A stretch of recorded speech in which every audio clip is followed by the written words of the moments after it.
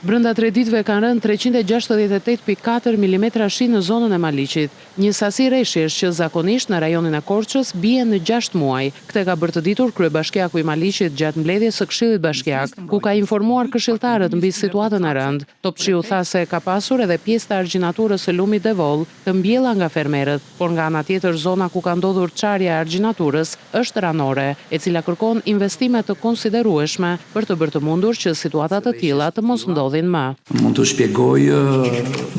zyrtarisht që në 3 ditë apo 3 ditë e gjysmë kanë rënë rreth 368.4 mm shi,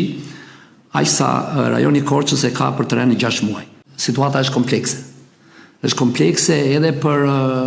pavarësisht prurjeve shumë të mëdha që kanë rënë, argjinatura e lumit Devol, veçarisht ajo e lumit Devol, ka patur problematika në mbjellje të argjinaturave, në disa hapje rrugës të veçanta, të cilat në moment caktuar dhe japin ngarkesë, por në zonën që është bërë çarja e lumit Devol, është një zonë ranore me rerë, e cila është shumë e vështirë për ta mbajtur, por kjo në një farë mënyrë nuk është justifikim, ajo kërkon i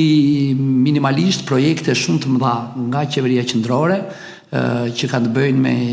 mbathjen jo me rerë apo me dhe apo me çakëll,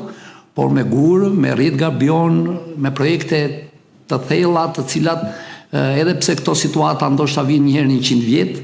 pavarësisht ne duhet përgatitemi edhe për periudha të tilla. Gjithashtu kryebashkiaku i Maliqit ka bërë me dije për këshilltarët se lumenjt dhe kanalet kryesore nuk menaxhohen nga bashkia, por nga drejtoria rajonale e ujitje kullimit. Jo për ta hequr si përgjegjësi, e thash që në fillim, por lumenjt,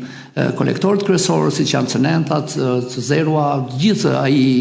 bregasit apo gjithë menaxhohen nga drejtoria rajonale e kullimit Korçë, Berat, Elbasan, kurse ne kemi kanalet të dyta, të treta e me radhë. Pavarësisht kësaj, në këtë situatë vështirë, të gjitha institucionet janë duke bashkëpunuar për të bërë të mundur normalizimin e gjendjes.